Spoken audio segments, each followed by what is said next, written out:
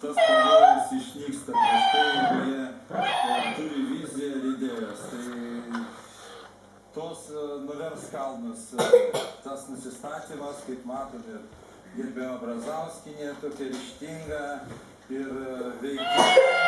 Tai dar neaišku, jeigu taip sustatyti šalia, ar išrinktieji Seime yra geresni už tuos, kurie čia sėdi. Bet neišrinko, Ardenika?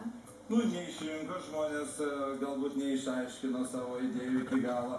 Tai dabar dar neaišku ir skaičiuos balsus ir galbūt išrinks, patiks dabar tos idėjos.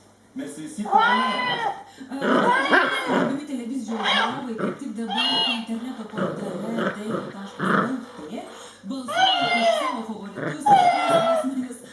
Noriu matyti politikoje, kuriais pasitikime visai sužinosime, kurie daugiausiai balsų balsuoja. Dar vienas klausimas prieš išeinant į reklamą.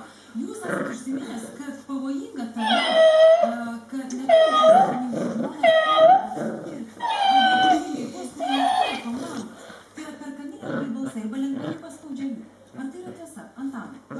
Bet iš tikrųjų tie, kurie ateina be komandos, jie dirbti. Jeigu pavienius asmenys, reikia